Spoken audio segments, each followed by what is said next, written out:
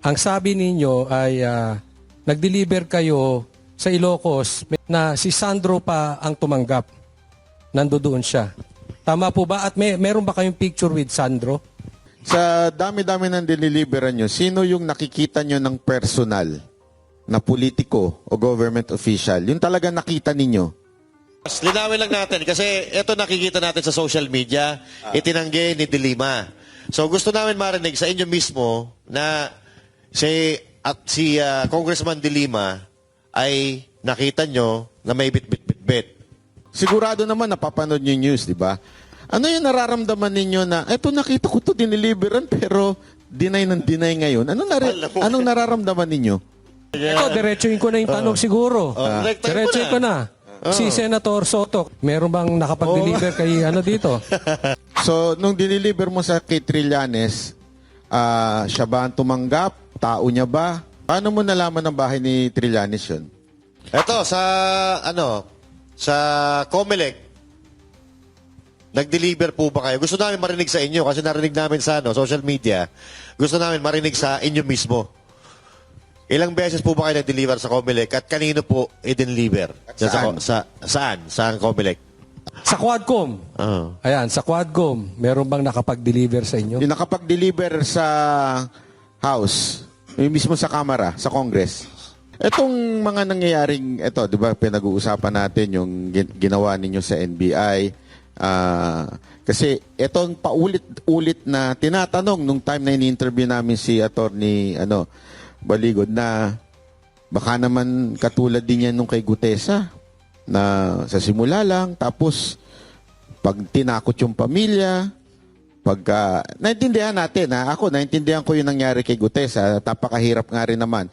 Sabi nga nila, i-bash ka na at lahat, gawin na sa'yo lahat, pero pag ang pamilya mo na, dudugo na yung puso mo dun di ba? Alam natin yan. Pero kayo ba, kasi yan ang tanong sa amin siyempre, di man namin masagot, kayo po ba, hanggang kailan kayo, at sigurado ba kayo hanggang dulo, itutuloy nyo itong laban na to?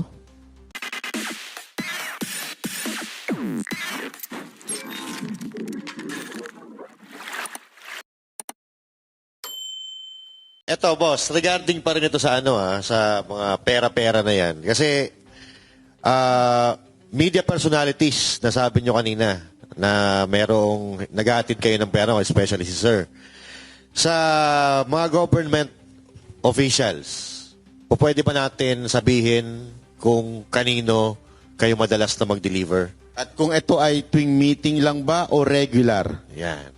Nakaschedule ba? Ito, sa araw na to, magdi-deliver tayo kay... Linggo-linggo. Okay. Linggo-linggo. Linggo-linggo. Magdi-deliver tayo kay Junel. Magdi-deliver tayo... So, ano ba ang format ninyo? Government official, pag inutusan lang kayo, dun lang kayo nagdi-deliver? Ayan. Sige nga po, meron pong gusto Kahit sumagot. sino po? Simula nang umupo si boss ng chairman ng APRO, yung routine ng pagdi-deliver, yung regular, kay dating Speaker Romualdez. So, sa 42, umpisa niyan 2022, September, sa 42 hanggang December 2023. Ngayon, hindi ko alam kung bakit nalipat. Nalipat siya sa 14 Nara Street, South Forbes. Doon na po yung sunod na imbakan. Yun pong regular na duty. Pag-deliver namin kay dating speaker. Speaker Romualdez. Meron pa pong iba? Na Yung regular, doon muna tayo sa regular. At saka yung madalas niyong pinagde-deliveran. Siguro sundutan ko na rin, Banat Bay. Kay Speaker, simula 2022, tama ba? Regular po ito. Ngayon, kay Presidente naman, Kailan nagsimula regular yan? ba to? Kailan nagsimula? Sino po ba dito nag-deliver sa Ilocos? Wala dito. Wala dito. Opo. Okay. Pero alam niyo po ba kung kailan din, gaano kadalas ang pag-deliver doon? At Kailan ilang nagsimula? beses? At kailan nagsimula? Hindi po namin direct na nagde-deliver kay BBM. Kasi po ang alam namin, dun sa kay speaker, siya na po Okay. partida ni BBM. Yung sa Ilocos, Meron din dyan yung may participation yung ibang tropa. Pero wala po dito. Wala dito. So, Tama po ba kasi kung tama yung aking pagkakaalala, ang sabi ninyo ay nag-deliver kayo sa Ilocos, may one time pa nga eh. Hindi ko alam kung one time o gaano kadalas na si Sandro pa ang tumanggap. Nandoon siya. Tama po ba? At meron ba kayong picture with Sandro? Yung nag-deliver po, meron sila. yung nag-deliver, may picture kay Sandro? Apo. Kay na tinanggap niya yung pera? Yung dineliver po nila. Kasi nagpa-picture sila doon sa bahay po. Okay. kay Speaker Romualdez, may picture po ba kayo? Mostly kasi yung nagre-receive dyan, yung Mayordoma po. Sa 42. Wala, may picture yung mga EA po. Minsan mag-picture nga umiiwas kami kasi hindi man kami iniisip namin na balang araw gawin namin ebidensya ito. Kasi sa amin po, trabaho lang. Nakikita nyo siya personal, si Romualdez? Wala po siya sa pag mag-deliver. Okay. Tundutan ko na rin yan. Sa dami-dami ng diniliberan nyo, sino yung nakikita nyo ng personal na politiko o government official? Yung talaga nakita ninyo? Kahit hindi tumanggap pero nakita ninyo? Sa townhouse naman, marami pong politiko dyan na pumupunta at nakikita po namin na paglabas nila, meron na po yung dala na paper bag, expandable envelope. Kasi yung mga dala-dala po nila, kami pong nagdala yan galing sa Horizon, pinakarga sa van para pagdating dun sa Saan yung townhouse. townhouse? Manila Polo Club Townhouse. Sir, sinong sila yan? Sinong nila? Sino-sino tong mga to? Marami po dyan. Mari po ba kayo magpangalan? Nang naalala ninyo? Sa akin nakikita ko, 2 beses si Senator, si Kong De Lima po. 2 beses ko siya nakita. Oo. Yung iba po. May bit-bit ba siyang expandable na, no? Meron po, meron. Ayun. Meron siyang bit-bit mismo. Siya mismo yung bumit-bit. Boss, linawin lang natin kasi ito nakikita natin sa social media, itinanggi ni De Lima. So gusto namin marinig sa inyo mismo na si Congressman De Lima ay nakita nyo na may bit-bit-bit-bit. Yes, po. Opo, sir. Ayun, malinaw. Kasi Di ba ata siya congressman? No. Hindi pa. Pero anong nararamdaman ninyo? Sigurado naman napapanood nyo yung news, di ba?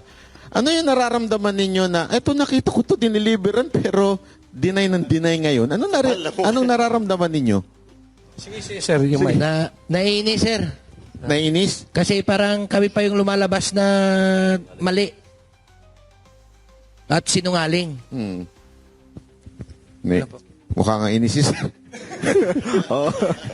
Sino pa? Kasi hindi naman po namin sasabihin yun kung halimbawa ko lang po, sir, no? Ordinaryong mamamayan lang po ako. Paano ko po malaman yung bahay niya kung hindi ako napunta doon? Yun. Makes sense. Tama. Oo. Ito pa, boss. Di po ba, sir? Sino pa po? Ano yung nararamdaman nyo tuwing napapanood nyo sa TV? Itong taon to, deny ng deny, dinimanda pa yung abogado namin, talaga namang tumanggap siya. Sir, isa lang masasabi ko, don't shoot the messenger. Yun. Ayun. magaling. Ito, diretsuin ko na yung tanong siguro. Diretsuin ko na. Si Senator Soto, meron bang nakapag-deliver kay dito? Wala, sir, magano siya. Kasi minsan ginawa niyang Itbulaga eh. Ang timeline, sir, nung ako yung dyan, yung team advance. Ikaw. So, nauna kami sa area, sa Baclaran, sa building. Sa opisina yata dyan, sir, sa Baclaran. Ngayon, pagdating nila ni boss, ako nag-guide dun sa baba. Kasi sa baba may daan dun, sir, eh. May elevator paakyat. So, pagdating nila, ginaid ko. Tapos, bumaba na sila ni boss. Umakyat sa elevator. Tapos, yung ibang tropa, bumaba din, dadala rin ibang malita. Ako, yung 2 malita mismo, dadala ko. Tapos, tinulak ko para makasabay sa kay boss, paakyat. yung dalawang malita Sandali, po. sino itong boss? Si Saldico? Ba? Sino yung boss? Si Boss Saldi ko po. So, kasama si Saldico na nag-deliver kay Soto? Opo. May nagsalubong lang na Elevator. Elevator. sa elevator. Tapos kasabay niya paakyat. Tapos yung malita kasabay rin po. So, sinong tumanggap? Sino tumanggap pagdating sa taas? Kasi hindi na kami umakyat no sa taas. So yung mga boss na lang ang nag-usap. Opo, kasi building po ni Senator Soto po yun. So, pero Okay. Building ni ano? ito pong building na to kay ano talaga, confirmed kay Senator Cotto. Opo, kasi may, nakalimutan ko pero may pangalan doon sa taas eh. Baka tanggalin na nila yun. Hindi ko lang alam sir. Usapan kasi ang ginagawa niyang Itbulaga eh. Pero di ikaw, di ba, nakita mo mismo yan. Sa sarili mo, ikaw mismo nagbitbit ng dalawang maleta. Ano nung nakita mo sa news na dumidinay si Soto? Anong nasa isip mo? Sa isip ko sir, parang natatawa lang ako sa sinasabi niya na baka hanapin ng misis niya yung malita na yon. Pero sa akin naman, hindi naman ako magsabi ng sinungalingan kasi ako mismong nag-abot kay boss pasabay dun sa elevator. Kung alam mo, kung totoong di umano nag-deliver kay Soto at hindi alam ng asawa, saan kaya napunta yon? Ay, yun lang. Yari tayo dyan. Ha? So sino naman yung kumuha sa Bucor? Yung, di ba, meron daw nang galing na pera mula dun sa Bucor tapos dinala sa bahay ni Saldico? Dinala po sa basement 3, sir, sa Shangri-La, sir. Basement 3 ng Shangri-La. So, from Bucor? Hindi ko po alam sigurado kung galing sa Bucor mismo, sir. Paano mo, saan mo kinuha? Bali, dineliver po, sir, ng 2 sasakyan, sir. 8 malita, 4 na large, saka 4 na medium size. Medium Hindi, paano mo nasabi yun na Kasi yung nagmi-meeting, sir, si Bucor Katapang at saka si Boss Saltico doon sa Shangri-La, sir, sa High Street. Nagpasama po si E.E. Paul Estrada, sir, na kung pwede pakisamahan siya para i-diskarga yung mga laman ng pick-up, yung mga 2 sasakyan, sir. So, linawin natin. So, may meeting si Saldico at saka si Katapang. Yes, sir. Kanino yung sasakyan na pinagkuhanan ng maleta?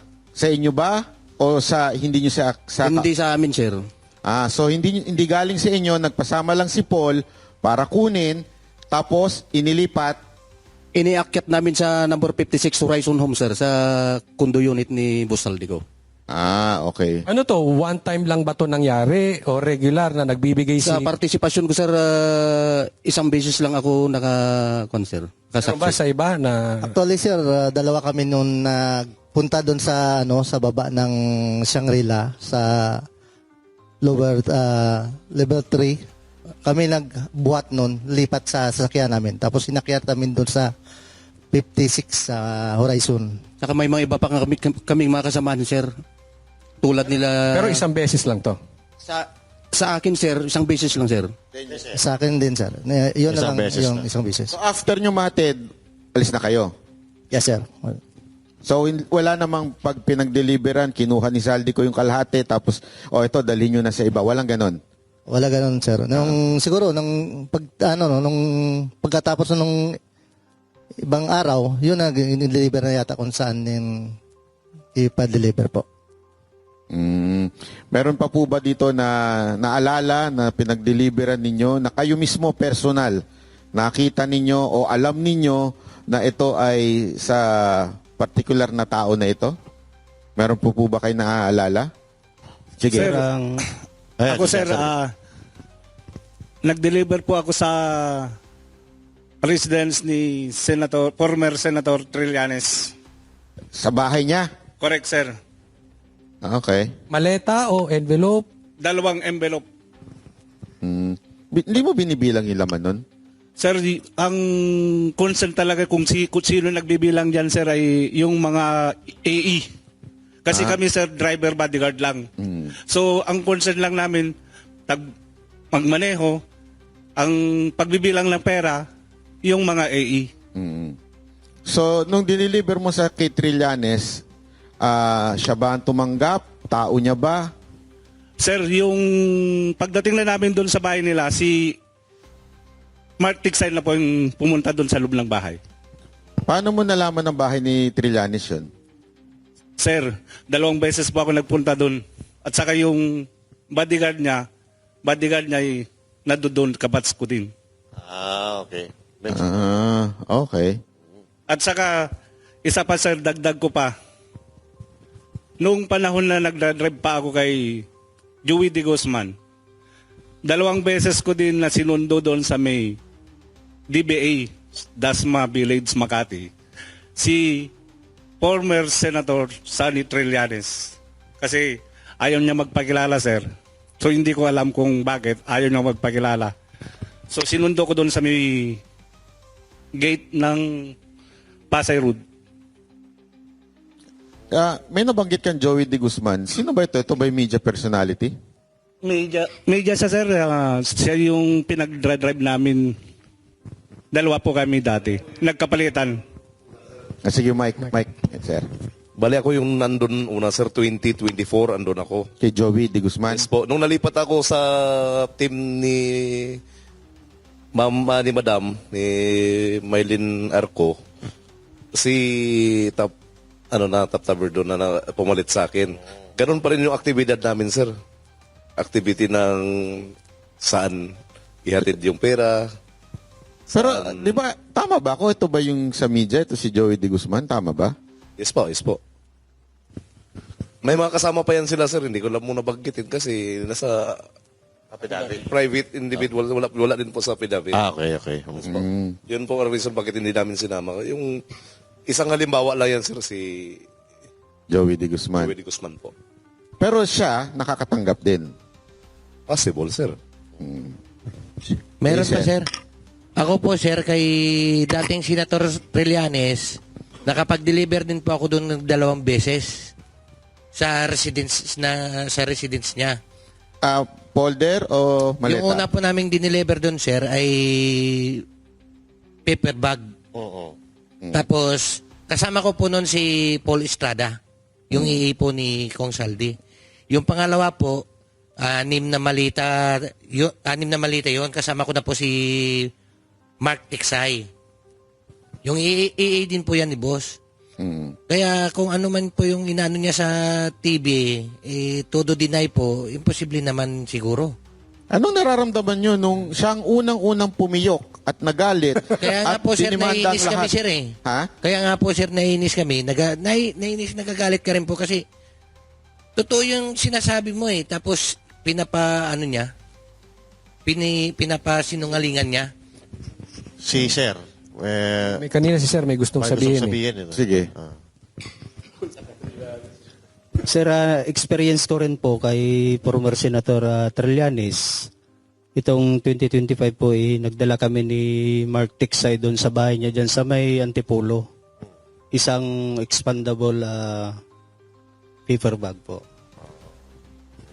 So, regular din po pala itong pagdi-deliver kay Trillanes kasi si Sir 2 beses, si Sir 2 beses. So, talagang matindi talaga kasi nungalingan. Sa tingin mo magkano yung isang ganun? Ubaldo Paper yun, bag? no? Depende po, boss Pagka medium, maabot ng mga Anong laman nun, sir, yung paper bag? Ano yan? 5 to 10 m. 5 to 10 5 to 10 talaga? Ano kalaki yung paper bag? Malaki. Malaki, hindi yung maliit. Oo. Makapal sa paper bag dyan. Malaking paper bag. Ang sarap ng buhay ni Trillanes. Minsan nga, sir, napupunit pa eh. Minsan nga po napupunit pa. Sa Yung paper bigat, bag. no? Napupunit pa sa bigat. Aba, malupit pala talaga ito si Trillanes, ha? Sinungaling po talaga yan si Trillanes eh. Bakit po? Paano po hindi sinungaling? Kasama ko po sa Magdalo. Biro mo nung tinanong siya ni Ma'am Jessica Soho na bumaliktad daw ako. Nung time po na yun sa Oakwood, pinababa po kami ng junior officer niya. Marami po kami pinababa nun. Tapos sinabi niya po na bumaliktad daw kami. Nakulong po ako ng 2 taon. Nalagasan po ako ng 3 rangko na pinaghirapan ko pong spot promotion sa Mindanao yun. Kasi naniwala kami sa kanya. Naghirap po yung pamilya ko noon. Kaya wag niyang sabihin na bumaliktad ako. Napakasinungaling niya talaga. Totoo ba yung sinasabi ni Pierre Ardi na yung mga magdalo daw, pinitik yung mga kutsara tinidor dun sa hotel? Hindi po totoo yun. Actually, yung building na yun, walang nawala po yun. Kasi kami po mismo, pinaglaban namin yung corruption noon sa loob ng armed forces po noon. Kaya naniwala kami sa kanya noon. At actually, yung magdalo po, buwag na po to eh. Halos wala na pong naniniwala sa kanya dahil sa kasinungalingan niya tsaka yung tumatanggap siya. Siya mismo ang gumawa ng ganyan. Ang pinaglaban namin is corruption. Anong pakiramdam mo nung siya ang unang-unang dumideny kahit alam nyo may na-deliveran? Di ba, unang-una, nagdemanda ka? Siyempre, po ako nasasaktan ako bakit nagawa niya yon. Samantalang yung pinaglaban namin, corruption. Tapos ngayon, siya mismo ang gumagawa. Yun. Grabe, no? Matindi pala to si Trillanes. Matindi pala to si Trillanes. Ay, si Seth, di ba, may nasabit na nagsalita na ba? Sige. May dagdag ko pa rin po sir doon sa pagde-deliver ko ng mali-malitang pera doon sa bahay ni Congresswoman Kimbo sa Quezon City po. Sa bahay niya mismo. Paleta rin po yan. Opo sir, mali-malita po. Siguro kuwan talaga po yun, marami po. Hindi lang 10 o 30, mga 50 pa na malita kasi may coaster po siya doon na kulay itim. Punong-puno na po yun eh. Nililipat na rin doon sa ibang sasakyan. Di kaya doon sa loob ng bahay niya. Saka may picture pa po na ebidensya kami. Sir, maalala ko rin, nag-deliver kami sa Guado. Pinasok yung mga malita doon sa bahay ni Kong Romualdez. Pero hindi na namin alam, sir, kung para kanino po yon dahil sila Mark Tiksay po at saka si Paul Estrada yung nagpasok talaga ng malita. Ang partisipasyon ko doon, tumulong po ako na nagbaba, then sila na po yung nagpasok ng mga mali-malita na yun. So, ibig sabihin pala, mga boss, ano lang, yung hanggang doon may limitasyon hanggang paghatid nyo lang. Tapos Opo, hindi nyo na alam kung ano nangyayari sa loob. Opo, sir. Okay. Balikan lang po natin, no, yung regarding sa impeachment ni VP Sara Duterte. Kasi ito po ay bali-balita na may mga congressman na nakatanggap ng pera galing kay Romualdez or galing kay Saldico para i-impeach si VP Sara Duterte kapalit ng perma. May ano po ba kayo doon? May experience po kayo doon? Kahit sino po, pwede mong salita. Yung sa gano'n naman, sir, hindi, alam, kami nang nagdi-deliver, no, nagdadala ng pera, pero yung nagdi-distribute, hindi na namin alam kung para kanino yan, sir. So, sa madaling salita, parang hindi nyo naman alam kung para saan yun. Kasi confidential yung ginagawa nila yan sa mga ganyan eh. Si Mark at Paul na yan ang may alam po dyan. Alam mo, napansin ko lang sa kanila pag sumasagot sila, kung ano lang yung alam nila. Hindi sila nagdadagdag bawas. Dapat ganun talaga. Oo. Kasi yung iba talaga eh. Iba, binabawasan yung sinasabi nila o kaya dinadagdagan. Sila talagang honest eh. Kung ano lang yung nalalaman nila. Yes. So, baka may tanong ka. Ano po, ito, dahil dito sa mga nilabas nyong to, dahil buong mundo, buong Pilipinas nakatutok sa inyo. Meron na kayo natatanggap na banta o death threat sa inyo? May pwede po bang... Paano nyo ito nilalagpasan? Oo. Huwag yun na i-sharing technique nyo, pero paano yung ginagawa ninyo? May na ba sa inyo? May nagbe-message? May nakatanggap na ba kayo ng death threat? Yan. Yes, para sa akin, sir, kanina po ng umaga po. Bali, tumawag yung parents ko sa akin sa Mindanao na may naghahanap sa akin na 3 tao. Inaalam kung saan na daw ang pamilya ko ngayon. At kung kailan ba daw kami ako nang wala doon sa lugar na yon, sa bahay na kinalakihan ko. Sinabi ng, I think, barangay Kagawad doon, na matagal na yun siyang wala dito. Nag-asawa sa malayong lugar, tapos Matagal lang hindi umuwi diyan sa lugar na yan. Yun ang sinabi ng kanina doon sa kaninang umaga lang po. Yes po. Sino ba po yung may experience na naka-receive ng pagbabanta or death threat sa inyo?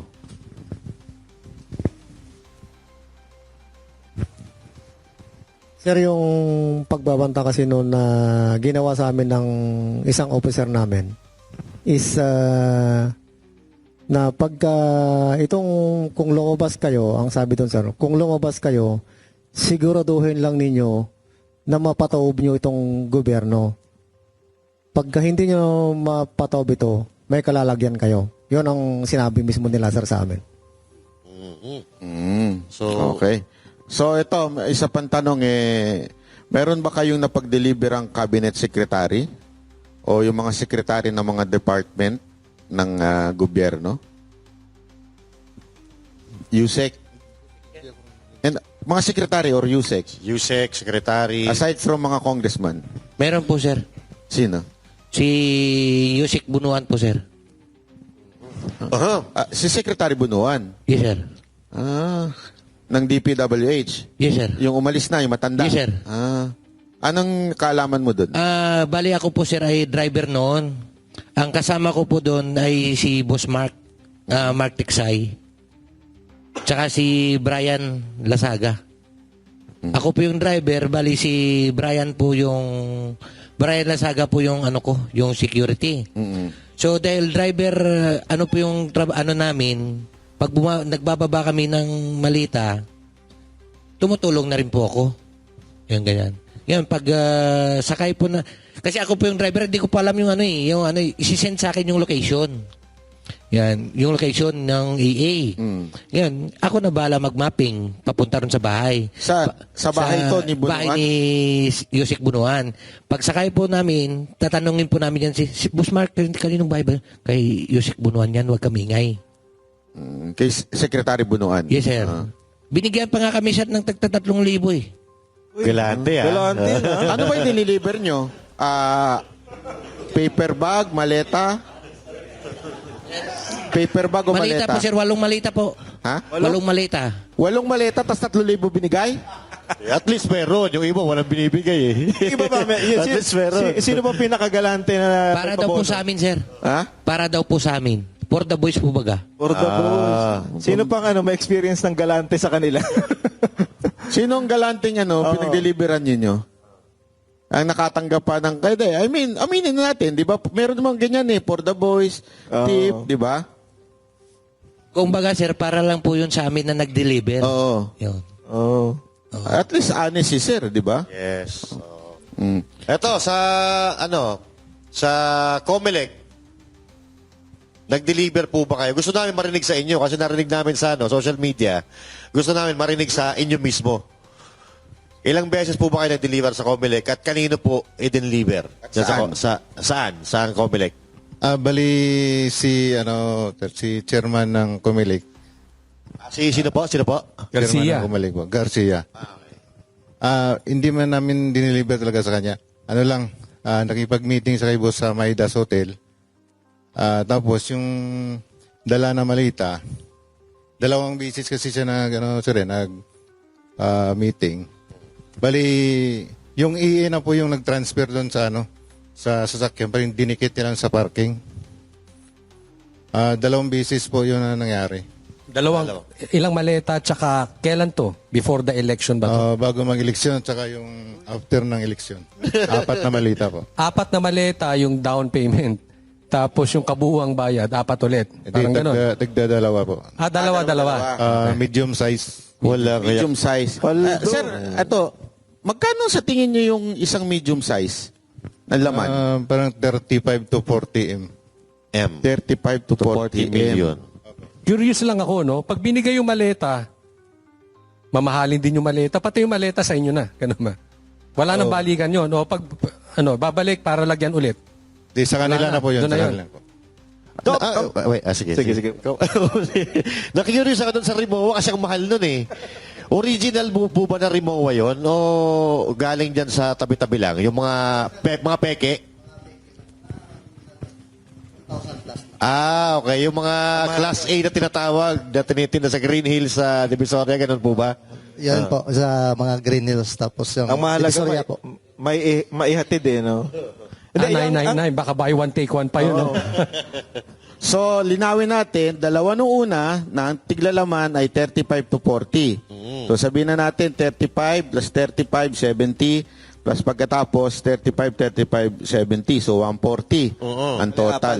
Ito, how about delivery kay Secretary Anyo at saka Secretary Pangandaman at Secretary Tio Laurel? Meron po ba kayong kaalaman dyan sa mga sekretary na to? Townhouse na yan, sir. Ha? Townhouse po. Sa townhouse, pumupunta sila. Yes po. Kamiting nila si boss tapos si speaker. Hindi, pero ka-meeting lang o nag-abot kayo o nagdala kayo ng maleta doon sa sasakyan nila? Hindi, kasi mula doon sa may Horizon, sir, may dala na kami ng paper bag. Yung paper bag, pinapasok namin doon sa Unit 8. Tapos doon din sila nag-meeting. Pagtapos meeting po, paglabas nila, dala na nila yung paper bag. Hindi, pero nakita niyo yung mga sekretary na binanggit ko? Opo, andun sa So, kilala ninyo? Opo, sir. Paano ba maging sekretary? Hindi ko alam Oo nga eh. Pinuturo-turo lang eh. O ikaw na. Pumapaldo pala dyan, no? Oo. Alam mo, dapat yung kanta sa kanila yung yung gaano kadalas ang minsan. Parang yan lagi ang Napaghalata naman edad mo, Butch. Ayun, so, Sa Quadcom. Ayan, sa Quadcom, meron bang nakapag-deliver sa inyo? yung nakapag-deliver sa House, yung mismo sa Kamara, sa Congress. Sa amin, sir, sa team ni Boss, halos naman na alam naman na may dala kaming pera, paper bag. So, tuwing pumapasok kayo, di ba, siyempre, pumapasok pa si Zaldico at that time. Chairperson pa siya ng APRO, di ba? Apa. So, may bit-bit kayo. Galing sa Horizon Homes po, ikakarga niya sa sasakyan. Dala-dala na po sa Congress. Tapos, iakyat namin doon. Yung EA na po yung mag-distribute. Ano to? Maleta o paper bag? Yan po. Paper bag. So, pinapasok nyo, saan nyo pinapasok sa Congress? Pagka inaakyat doon sa opisina ni Boss. Hindi, saan kayo dumadaan? Kasi Sa marami daanan helipad yun po, eh. helipad. Sa helipad, sir. Sa helipad. Yes, sir. Doon Tapos may CCTV doon. Meron, sir. Kasi ito yung VIP, di ba? Yung helipad. Ang dumadaan lang dyan si speaker eh. At saka yung mga friends niya. Yes, sir. Di ba? Tapos Pero- diretso yun. So, Pero minsan din, sir, doon sa kabila sa 325, kasi dalawa yung opisina ni Boss eh. Sa 325 din po. gaano kadalas yan? Anong Quadcom po, pag may every na mag-meeting, meron pa kaming dadala. So pag may hearing, may bit-bit kayo. Opo. Hindi nyo lang alam kung saan na napupunta. Pagka labas ba ninyo, bit-bit nyo pa rin yun? Hindi na po. Alam ko sa mga member po ng Quadcom po ibibigay. Teka muna, tanungin natin to Quadcom na kasi gusto natin to eh. Parang mainit ka sa Quadcom. Hindi naman. Tuwing may meeting ang Quadcom o may hearing, ilang maleta, lahat ba sila o panggrupo yung ibinibigay ninyo? Maleta ba? Folder? Paper bag po, individual naman pagbigay sa kanila. Yung iba na hindi na hindi na bibigyan sa townhouse na po. So yung pinapasok ninyong paper bag, 4 million ba o mga 2 million lang? Ano po yung laman ng minimum po 5 to 10 M po. Magkano? 5 to 10 M. Ang isang envelope. Hindi, isang paper bag. Isang paper bag. Yung expendable envelope, bali 2 M lang yung laman po nun. Kunwari ako. Gaano kadami yun? Yung paper bag? Marami naman po. Marami. Kaya pala sipag nila hearing. Pwede araw-araw ang hearing. Pumapaldo pala. Oo nga eh. Ito. How about Senador Escudero, Ligarda, Erwin Tulfo, at gaano kadalas? Doon po sa kay Senator Ligarda po doon sa bahay niya. Sa Batangas? Sa Forbes. Dito. Sa Forbes. Opo. Kasama po mismo si Kong Saldi nun, sir. Ano to, senador siya o congresswoman pa noong time na to? 2024 po yun, sir. 2024. Senador na. Senador na. Pag meeting niya doon, si boss, pagpasok nung libo ni boss, binaba namin yung 2 malita. Ilang beses po yun? Gano'ng kadalas? O isang beses lang? Para sa akin po, sir, isang beses lang po, sir. Andali, 2 maleta? Yes, sir. Abama. Medium yan, sir. Medium, sir. Medium? Sabihin na natin, medium. 35, to, large. 35, 70. Medium po, sir. 70? 999. Bakit hindi, ito, nagtataka lang ako, bakit laging medium, hindi large? Mabigat. Mga 3 tao, sir, kung alanganin ka magbuhat. Di ako, kaya ko yun. Ako. Bigyan mo nga. Kakayanin mo. Medyo lang. Tapos, doon po kay Senator Escudero, kasama din po namin si Boss Saldi noon. December po yun, sir, 2024. Doon sa bahay niya sa New Manila. 4 na malita rin po, sir. Etong mga nangyayaring, di ba, pinag-uusapan natin yung ginawa ninyo sa NBI. Kasi itong paulit-ulit na tinatanong nung time na ini-interview namin si Attorney Baligod na baka naman katulad din yan nung kay Gutesa na sa simula lang, tapos pag tinakot yung pamilya, naintindihan natin, ako naintindihan ko yung nangyari kay Gutesa, napakahirap nga rin naman. Sabi nga nila i-bash ka na at lahat, gawin na sa'yo lahat, pero pag ang pamilya mo na, dudugo na yung puso mo doon. Di ba? Alam natin yan. Pero kayo ba? Kasi yan ang tanong sa amin siyempre, di man namin masagot. Kayo po ba, hanggang kailan kayo at sigurado ba kayo hanggang dulo itutuloy nyo itong laban na to? Sige po, kahit sino po. Hello, sir. Para sa amin itong tropa na to, sir. Kung anong naumpisahan namin, hanggang dulo na ito. Wala nang iwanan. Tatapusin na namin kung sana nga matuldukan na to Kasi naumpisa na namin to. Hanggang dulo na ito. Paano, sir, kung merong mag-Trillanes sa inyo? Malabo. Malabo mangyari. Malabo. Malabo si Medyo Trillanes, ibang breed yun, Ibang breed. Mixed breed yun. Sige po. Meron pa iba? Hindi po gawain ng Maris yung ganun, sir. Hindi po gawain ng Maris yung ganun, sir. Yung ginagawa ni okay. Trillanes. Sa amin nga, sir, sa dami-dami naming malita, dinadala kung saan-saan.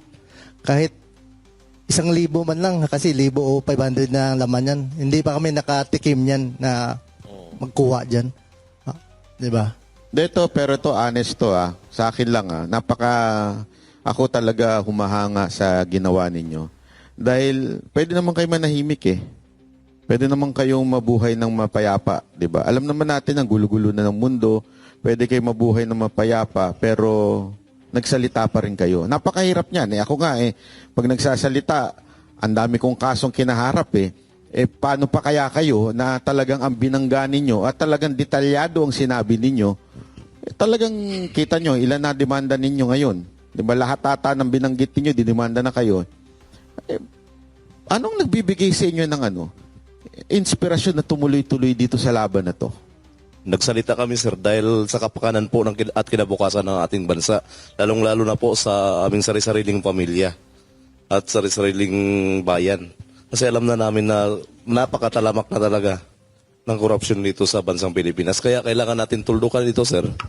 Magtulungan tayo, lalong-lalo na sa mga taong bayan, na suportahan kami kung may suporta kayo sa amin through our emotional o hindi naman kami humingi ng financial, sir, kasi sanay kami sa hirap, sir, sanay kami sa gutom. Simulat sa pula pumasok kami ng military, yun na yung na-train sa amin, sir. Hindi kami tumatanggap ng kung anong offer sa amin, sir. Hindi, nakasuporta ang taong bayan sa inyo. Yan, nalaglag. Sige po. Sir, kailan pa at saka saan pa? Kasi may kasabihan nga tayo, sir, the evil triumphs when good men do nothing. Yun. Eto, sir, mga sir, halimbawa, wag naman sana. Pero kadalasan po kasi parang ginagamit yung pamilya para panghinaan kayo o matras kayo sa laban. Bawat laban na sinusong, lagi pong nangyayari yan. Paano po kung gamitin ng pamilya nyo para patiklupin kayo? Hindi nyo po ba naisip yun na madedelikado ang pamilya namin?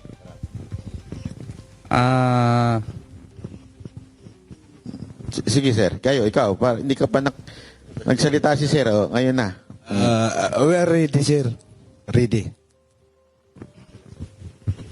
Sir, para sa akin, Thank you. itong nabuo namin to na pag-uusap noon, nag-ano na ako sa pamilya ko, kwininto ko na kung ano yung katotohanan para sa amin yung mga pagdi-deliver at kung ano yung nakikita namin at kung sino ang pinagdi-deliveran namin. Sabi ng pamilya ko, kung ano yung totoo, sabihin nyo. At andito lang kami, sabi ng pamilya ko. Kaya yung pamilya ko, sila yung nagpapalakas ng loob ko. Kaya sumama din ako dito at nabuo itong team namin na naumpisan namin. Kaya hanggang dulo na to para sa bansang Pilipinas. Good. Meron pa po. Sir, ayun. Okay. Ay, yung sinasabi niyo sir na pakailaman yung pamilya namin, iba namang usapan yan kasi hindi naman, ang sa amin lang dito, yung usapan lang man sa korupsyon ang pinaglalaban namin. Iba na pong usapan ng pakialaman ng pamilya namin, gira na po yan. Nako. Okay. Hindi kasi alam nyo, sabi nga, sa mga adik, walang imposible. Alam nyo naman yan, di ba? Hindi, wala akong pinatutukuyan, pero sa bangag, walang imposible. Lahat ay gagawin para talaga proteksyonan ng sarili. Di ba? Siyempre, yung mga praning, pag, ayan talagang kahit na napapaligiran na siya ng pulis, napapaligiran na siya ng katotohanan, hindi yung papahuli ng buhay. Makikipag, gagawin niya ng lahat. Alam naman natin na marami sa ating government official na bangag sa kapangyarihan, lulong sa kapangyarihan. So, gagawin niya lahat para hindi mawala yung kapangyarihan na yon at yung nakukuha pa nila hanggang ngayon. Kasi ang balita natin, di ba, kayo din, alam niyo yan, tuloy-tuloy pa rin sila eh. Imagine niyo, corrupt ang 2025 budget. Until now, inulit pa nila. Para bang wala sila talagang konsensya na paulit-ulit.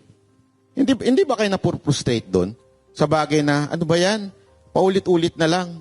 Hindi nyo ba naisip na meron pa kayong gawing hakbang na iba? Ito nga sir, yung ginakbang namin nga ngayon, baka may dadagdag pa kami na para matigil na talaga itong korupsyon ito dito sa ating bansa. So marami pa kayong ebidensyang ilalabas? Yes po, marami pa po. At saka maliban sa ebidensya, boss, parang narinig ko, hindi lang kayo 18. Meron pa pong, kung halimbawa man, may gawin sila sa inyo, may backup na mga Marines din po ba ito? Na mga natitirang iba? Ano naman ang pakiramdam ninyo na na hindi kayo nimbitahan ni Lacson at parang tila minaliit kayo ni Lacson at ni Soto? Hindi kayo inimbitahan sa Blue Ribbon. Yes, sir. Meron ba? Sige lang. Baka sir, hindi niya lang kami inimbitahan kasi baka mapatunayan doon, masabi yung katotohanan. Pag nagtanong sila ba? Si Lacson po ba ay nahatiran ninyo? Meron kayong kaalaman? Wala naman. So, si Soto lang, yung ngayon ay nasa Blue Ribbon o sa leadership ng Senate. Opo, siya po. Okay. Puro kabilangin na tinatanong natin nakatanggap Tanongin natin sila. Kung si BP Sara, nung siya ay secretary ng Department of Education, naghatid po ba kayo sa kanya ng pera? Wala po, sir. Wala. Hindi, kasi ayan ang inaano nila ayan ang narrative ng mga dilaw na Duterte lang daw tong mga to, kaya ang dinadali nila o ang tinitira nila yung yung administration Itanong natin, lang. kayo ba Duterte lang ba talaga kayo o ano? Sige nga. Wala po, Kami, sir, neutral kami, sir. Ilan dito Ilocano? Ang dami. Marami. Ilocano rin ako. Ilocano rin kami. Lalo na to, kuripot nito eh. Ito. Hindi, kapatid ko kasi ito eh. Yung kapatid Linawin ko, kapatid ko to eh. Kaya, Huwag niyo sabihin ha, hindi totoo na kuripot ang so, Ilocano. yung mga nasa likod, Ilocano. Waldas ka lang daw, boss. Yan, ito sa harap din. Oh. Tapos iba, Mindanao na. Mindanao. Oh. Kaya ano, para balanse tayo, kay Congressman Pulong Duterte. Wala din po, sir. Wala din. Wala din. Kaya nga sabi namin, sir, itong paglalahad namin, hindi to siya na maka-pro Duterte kami, maka-pro BBM kami. Ang nilalahad namin, sir, ay yung kung ano nakita namin at kung anong katotohanan lamang. Kasi from the beginning, yung sinasabi ni attorney sa amin, in-explain sa amin kung ano nakalala yung corruption sa Pilipinas. Kaya inisa-isa namin, i-explain sa kanya na yun nga, ganyan nakalaki ang korupsyon ng Pilipinas, sana pupunta yung budget. Kami, sir, may alam kami sa mga ganyan. Kaya nabuo tong grupo namin na ito, na Brave 18, dahil sa desisyon namin na matulukan nga yung korupsyon sa Pilipinas. Tapos, ang ano dito, sir, yung sinasabi nila na pro Duterte kami, kaya tingnan mo naman, sir, si Senador Loren Ligarda, si Senador Chis Escudero, di ba sa kabila, kay mga pro Duterte naman yan sila. Bakit namin dinamay dyan? Diba? Kung may kinikilingan kami na na politiko, sana hindi namin binanggit yan. Pero bakit sa kabila nitong matitibay ng mga aligasyon ninyo, bakit sa tingin nyo may mga politiko na pinagtatakpan pa rin at baliktarin kayo? Gusto kayong baliktarin? Dahil gusto nila, sir, na ipagpatuloy yung ginagawa nilang mali. Na sana yung budget na para sa taong bayan, ibubulsa nila o gagamitin nila sa kasamaan. Kaya nga, desisyon namin lumabas talaga, sir, para matulukan talaga tong korupsyon sa bansang Pilipinas po. Okay, last question na. Ito, matinding tanong to. Sana masagot ninyo. Sino sa inyo ang inutusan ni Saldico para trabauhin ako? Wala naman. Hindi, ako nagtatanong lang ha. Ayan, pero hindi sasagot. Nakuan ko lang, sir, nag-meeting sila sa ito sa may yung bagong opisina doon sa may FB. Fort Victoria. Nag-meeting sila doon, sir. May kasamang 4 na attorney para sa kaso nyo. May dalang maleta. Kakasuhan kayo, sir. May dala silang maleta, wala naman. Wala po. Okay. Okay. Maraming salamat.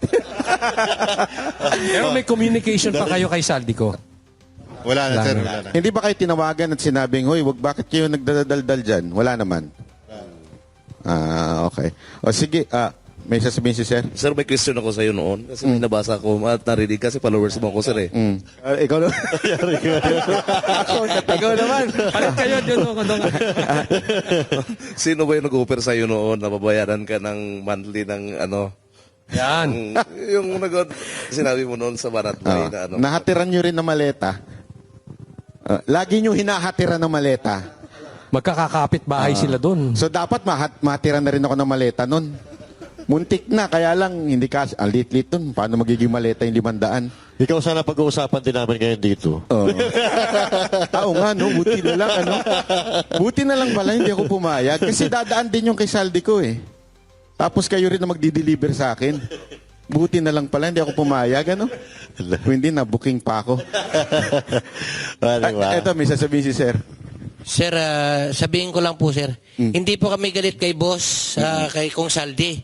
At sa kay Tap Gutesa, yung sa kasama namin. Lumabas po kami para suportahan yung mga sinabi nila. At lumabas po kami para mapatunayan na totoo kung ano man yung mga pinagsisiwalat nila. Nakausap niyo na si Gutesa? Hindi pa? Hindi pa po eh. Pero may communication kayo, si sir. May communication kayo sa kanya? Wala naman. Sige, sige. Alam nyo, bago tayo magtapos, hingyan ko lang kayo ng isang mensahe para sa ating mga kababayan. Pero gusto kong bigbigay lang sa inyo ng mensahe. Napatuloy nyo lang yan. Dahil sabi nga nila, kahit anong gawin nila sa inyo, nandyan naman po ang Panginoon para protektahan kayo. Truth and justice lang ang ipaglaban nyo. Dahil yan naman ang sinabi ng Diyos. Ipaglaban nyo yan at siya ang poprotekta sa inyo. At patuloy na hinihingi natin sa ating mga kababayan, alam nyo, mahirap itong laban na ginagawa ng ating mga dating mga sundalo. Kaya patuloy lang natin ipanalangin dahil ito hindi lamang laban ng physical realm but spiritual also. Kaya kailangan natin silang ipanalangin para maprotektahan mula dito sa mga demonyong nakaupo sa ating gobyerno. May mensahe po ba kayo sa ating mga kababayan bago tayo magtapos? Sir, Ay, sir. Sa atin po yung mga armed forces po natin, mga PNP, hindi po kami ang kalaban. Kung hindi yung korupsyon sa ating Pilipinas. So, ika nga, sinasabi ni ating General Luna, bayan o sarili. Pero, ang nangyayari sa ating bansa, ay patuloy pa rin yung korupsyon. So, hindi ito titigil kung walang mananagot. At sana naman, matuldukan na to kasi kung hindi ito matuldugan, tuloy-tuloy pa rin ito. 2 generations sa mga anak namin, sa mga apo namin, at sa mga pagdaan pa ng ilang taon. So sana, pakiusap po sa taong bayan, lalong-lalo na sa mga kasama namin sa AFP, sa PNP, hindi kami ang kalaban. Korupsyon ang kalaban natin para matuldukan, matapos na to. Yun lang po. Maraming salamat. Meron pa po bang gustong magdagdag? May dagdag lang po ako, sir, sa masasabi ko lang sa ating kababayan na sana wag naman nila kaming ibas o sirain tungkol dito sa inilahad namin na tungkol din sa korupsyon at saka sa ibang anomalya sa gobyerno. Dahil sinabi lang din namin kung ano yung totoo dito at ipag-pray ko na rin po sila, pag-pray namin sila na sana mabuksan na yung kanilang kaisipan para sa ikabubuti ng ating bansa na hindi lang puro panira yung sinasabi nila. Yun po yung mga naniniwala din po sa amin. Salamat po sa inyo at makakaasa kayo na ang laban na ito ay hindi na magbabago. Tatapusin na namin ito. At managot ang dapat managot dito. Yun lamang po. Salamat po. Sige sir, meron pa po. Kaya gaya nga sa mga kababayan namin, ang issue dito is hindi ito sa military background namin ang issue. At lalong binababa yung credibility namin at moral namin. Ang issue dito is corruption ng bansang Pilipinas, especially the flood control. Kaya ako'y nagpapasalamat sa lahat ng sumusuporta, lalong-lalo na sa mga taong bayan, na patuloy pa rin silang nananalangin para sa safety ng pamilya namin, security ng pamilya namin, at sa bansang Pilipinas. Maraming salamat po. Sige po, ito si sir. Sa taong bayan po, suportahan mo lang po kami. Ituloyin namin yung laban po. Salamat po. Meron pa Meron po. po. Gusto magsalita. Okay na? Okay na. Okay na? Kayo may mensahe kayo bago magtapos? Ikaw muna. Sige, maraming salamat sa inyo mga sir. Kasi kung hindi kayo tumayo, parang nawawala na rin ang pag-asa ang mga Pilipino. Kaming Banateros, parang nawawala na rin kami ng, alam mo yon, parang kami na lang ba yung lalaban para sa korupsyon? Kami na lang ba yung magsasalita dito sa korupsyon? Pero nung lumabas kayo, para kaming nabunutan ng tinig na, eto, meron pala tayong kakampi, meron pa pala tayong kasama laban dito sa korupsyon. Kaya maraming salamat sa inyo mga sir. Saludo po kami sa inyo. So ngayon, unang-una, kayo po ngayon sa labas, tinuturing kayong mga bayani. Kasi katulad na sinabi niya, kami po ay naghihintay kung sino ang tatayo para labanan ng korupsyon at nagkataon naman na dumating kayo. So yun po ang pagkakakilala sa inyo ngayon ng mga Pilipino, hindi lang sa Pilipinas, kundi sa iba't ibang panig ng mundo na may mga Pilipino. So gusto lang po namin magpasalamat po sa inyo at nakasuporta kami sa inyo sa adhikain ninyo na matapos at matuldukan ang korupsyon sa Pilipinas para sa ating kinabukasan. Maraming salamat. Ipagdarasal namin kayo. Mag-iingat din po kayo lagi. Nasabi na nilang dalawa eh. De, pero seriously, maraming salamat sa inyo at bilib na bilib ang taong bayan sa inyo dahil alam nila sakripisyo yan galing sa inyong pamilya. Mabigat yun. Alam natin yan na posibleng madamay ang pamilya pero kayo'y nanindigan. Ngayong walang naninindigan karamihan sa mga public officials natin. Kaya kayo ang bagong bayani na tinuturing, sir. Yun lang masasabi ko. Saludo po sa inyong lahat, sir. At yun, mga kababayan, nagsalita na po ang ating mga may kinalaman sa issue na ito. Nasa kamay nyo na ang susunod. Kung kayo ba ay gagalaw o kayo ba ay mananahimik pa rin. Kaya lusob na sa buffet. Sa buffet. Hindi sa kung saan ha. Kayo talaga. Alam ko sa... Parang gusto nyo lumusob sa iba eh. Hindi, doon sa buffet. Pupunta tayo doon mamaya. Ha? Maraming salamat po, sir. Ha? Nasabi ko na lahat sa inyo na thank you. Kami po ay alam namin pagod kayo buong araw. Nasa NBI kayo pero pumunta pa rin kayo dito. Maraming salamat.